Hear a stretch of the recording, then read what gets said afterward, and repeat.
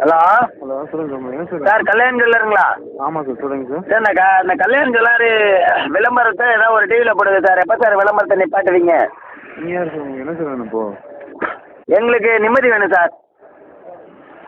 நிம்மதி வேணுங்களா? ஆமாங்க சார். சரி டிவி ஆஃப் பண்ணிட்டு நீங்கள் பாரு உட்காந்து. டிவி ஆஃப் பண்ணுற சொல்கிறதுக்கு உங்களுக்கு உரிமை கிடையாது sir. Hello hello TV off பண்ணுற சொல்கிறதுக்கு உங்களுக்கு உரிமை கிடையாது சார். சார் உங்களுக்கு என்ன தான் பிரச்சனை சார் இப்போ சொல்லுங்கள். எனக்கு நீங்கள் தான் சார் பிரச்சனை. எப்போ பார்த்தாலும் போராடணும் எங்கே சார் போராடுறது?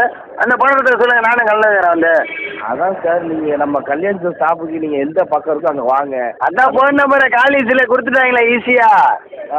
அப்புறம் என்ன வேணும் சொல்லுங்க. நான் என்ன சொல்கிறேன்னா எங்கள் கல்யாண ஸ்டாப் இருக்கோ நேராக நீங்கள் அங்கே வாங்க. ஏங்க உங்கள் பிரச்சனைக்கு நாங்கள் ஏங்க உங்களை தேடி வரணும்? எங்கள் விளம்பரத்தை பார்க்குறீங்க டிவியை போட்டு. என்ன புண்டையா போடுறீங்க? புண்டா பண்ணுங்களா? எதுக்கு அவ்வளோ புண்டா போடுறீங்க? புண்டா பண்ணுங்களா? எதுக்கா போடுறீங்க? எனக்கு கெட்டவரத்தை கொடுக்குறீங்க. போலீஸ்ல கம்ப்ளைண்ட் கொடுத்தா சொன்னீங்களா? ஒரு டிவி புண்டையில போடுங்க, ஒரு டிவியில் போடுறீங்க. கல்யாணத்துக்கு போராடணும் எதுக்கா போராடணும்? இல்லை எங்கே போராடணும் சொல்லு, நான் போராடுறேன் வந்து. போடுறேன் எங்கே போராடணும்? எதுக்கு விளம்பரம் கொடுக்குறேன்? ஏதோ ஒரு டிவியில் கொடு. அப்படி தானே கொடுப்பேன், என்ன செய்வேன்? அப்படிதான் கொடுப்பீனா?